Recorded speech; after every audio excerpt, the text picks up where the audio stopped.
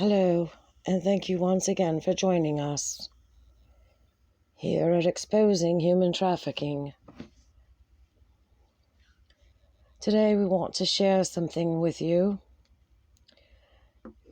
These people really do eat babies. The girl was forced into prostitution, and she fell pregnant. George Bermudez Sr., her stepfather, decided that that pregnancy could not progress, for they would know about the abuses that were going on. The girl did go forward and try to get help, but law enforcement didn't do much. There were no shelters back then, and even her own church turned its back against her and called her a Jezebel.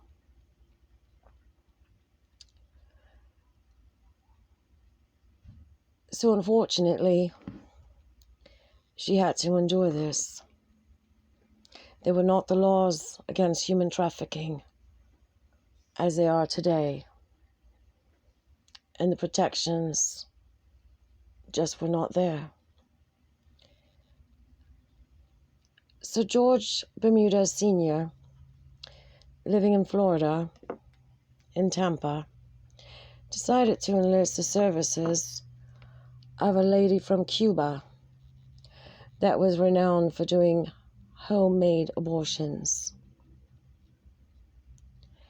He paid her $100.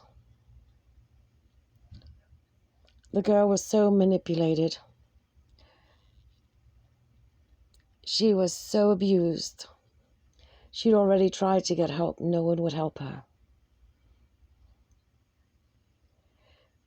And the lady used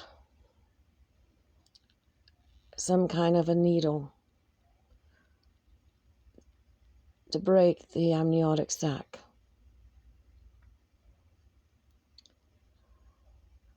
A few days later, when the girl passed the fetus, George Bermudez had asked for the fetus. It was still in stages of development, maybe about 11 weeks, 10 weeks, 12 weeks, not yet fully formed. And he took the fetus, and I hope you have a strong stomach for what I'm going to tell you. But he proceeded to chop onions and garlic, and he fried it up in the wok. At first it smelled like pork chops, but then it smelled like rotten flesh. And George Bermudez praised Satan as he put the fetus on a plate, cut it up with a fork and knife, and devoured it.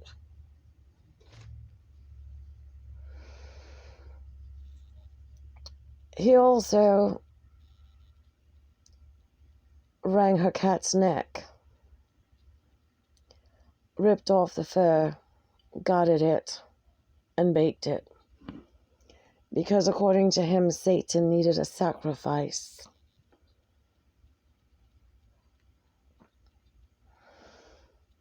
And when they did that ritual on her in Chatsworth, they had gang raped her so bad that her uterus prolapsed. In fact, it was Alex Jones who did that to her. Then they took a knife and they stabbed her inside. And lots of blood began to rush out. George Bermudez Jr. got a bowl to catch the blood. And they drank some of it. They shared it around. And what was left over was given to Brad to write his contract for his pact with the devil. We just know about these things from the girl firsthand. We wonder about how many other children out there have been abused, slaughtered, and eaten. The girl did have a pregnancy that was carried to full term. And of course, Brad, George Bermuda Jr., Hillary Thebans, and a few others were dressed as paramedics since she had it at home, and they took the child. We don't know the whereabouts about the child. We don't know if it's alive or dead. It is so important that these videos get out there onto every social media platform there is. We're trying to find as many victims as possible so that they can come forth and tell their story. These people need to be exposed, and the horrors that they've committed need to be brought to the light. Because if law enforcement is not going to do anything, and they are taking bribes, then the public must be warned, so that the minute you see these people, you can flee from them.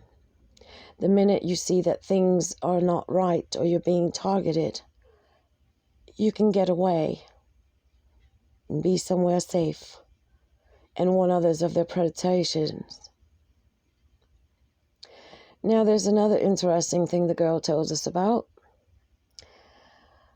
She said she did not really know her stepbrother. She only met him perhaps twice.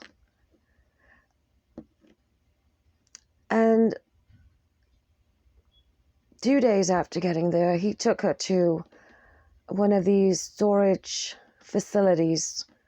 You know, the kind that you go and you rent out one of these storage shelter shed things, and it's kind of like a complex. There's different rows, they're like different garages.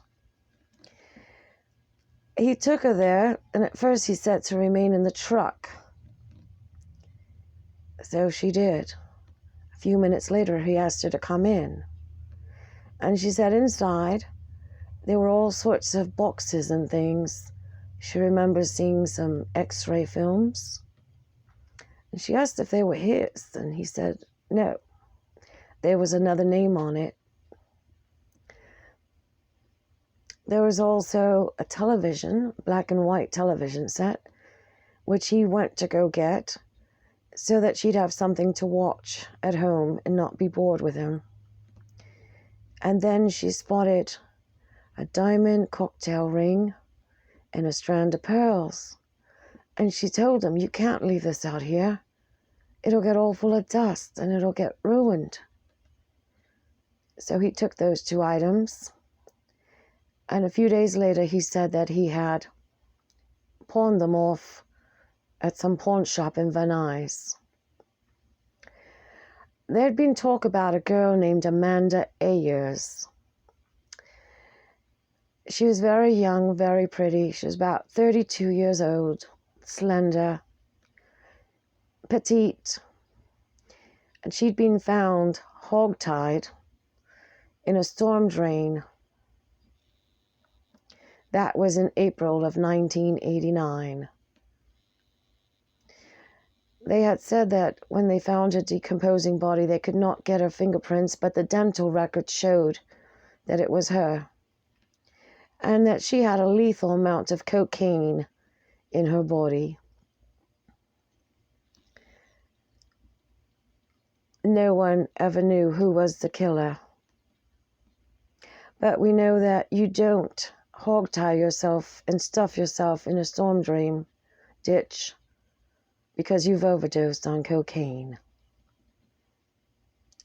The brother had said that he had killed her, that Amanda had been staying there, and she went crazy and started scratching him.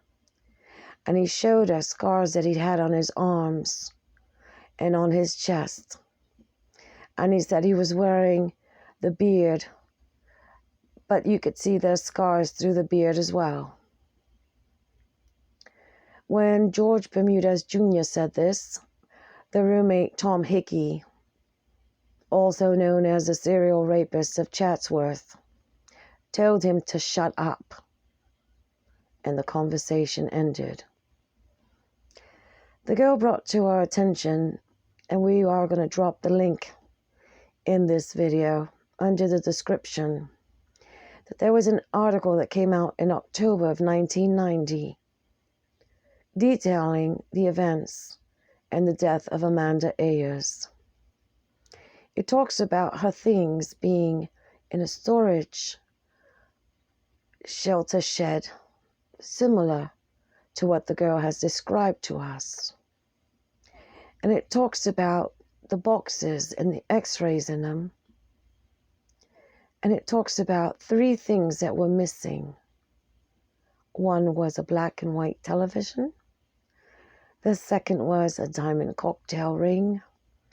And the third was a strand of pearls. We'll leave this up to you to decide what you think is going on there.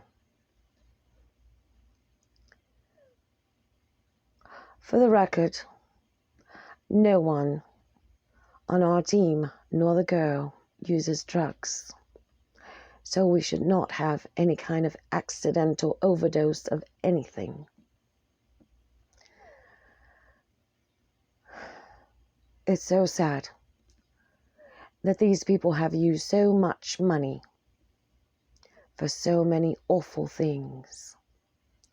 And we're very grateful to each and every one of you. We are so happy to have you as subscribers. But we need for you to get this message out on all of your social media. Please share it.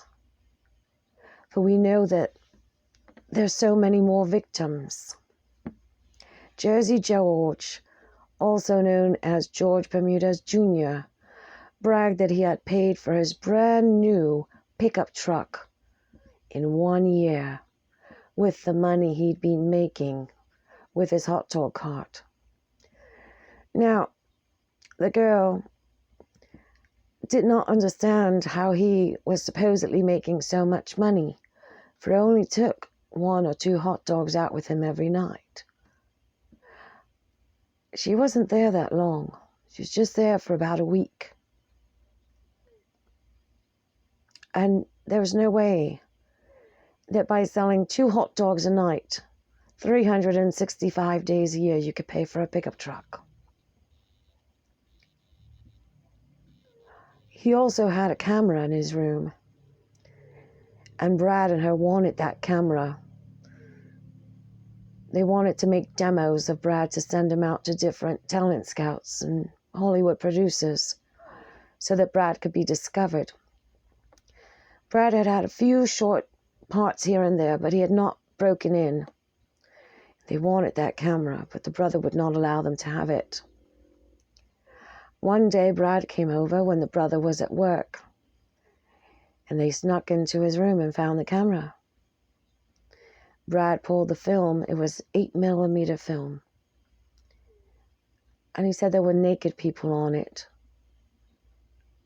The girl did not understand. The brother had been shooting porn videos. And we believe that was one of the girls that was victimized. Because the night before, the girl was at JR Saloon. George Bermudez Jr. had taken her there. Brad Pitt showed up. And then the brother disappeared with his hot dog cart, along with a girl who had bought a hot dog. And the girl says the last time she saw the girl, she was intoxicated, and there were some men taking her in a car. George Bermudez Jr. said those were her boyfriends, and they were taking her home to sleep it off. After that, she went back into the bar. That's when Brad showed up. They played pool, they danced, they kissed. Brad was with one of his friends, and she was wanting to introduce Brad to her brother. when she went out to go get him, he was gone. She went back in and she asked JR, and JR said, no, he's out there. So she went back out again. He was not there. A little while later, Brad came out. They didn't see him, so they went back in. Now, whether or not Brad knew what was going on back then, it's hard to say. Because as you can tell, he gets awards for being a very good liar and being very convincing. So who's to know if Brad knew what was going on then, or he was dragged in later? The truth of the matter is that Brad is still involved with them. And if he really is a victim of human trafficking, and he wanted to be out of this organization, all he'd have to do is call a press conference and expose everyone. He's got plenty of money to hire great security. Joe Lee bought him a very nice island that he could go and refuge himself in. But he's not done that. He's continued to finance them.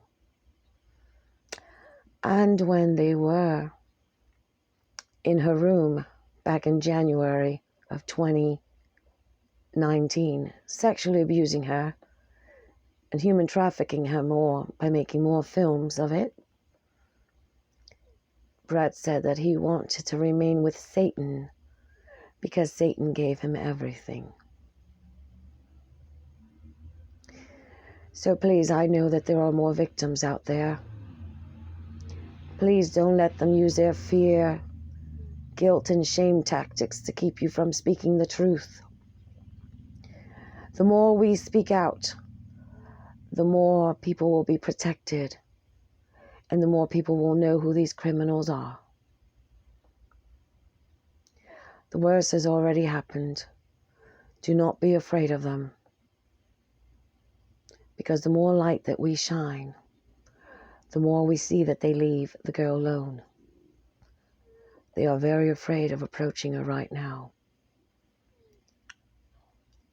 Because all it's going to do is confirm that we've been speaking the truth all along. So again, thank you very much. Please subscribe. Please give it a thumbs up. It'll bring it up to higher parts so more people can find these videos and know what's going on. Share on your social media. Comment. And if you're a victim, please come forward. If law enforcement does not believe you, we do. For we know what went on. The girl has told us everything. Thank you very much.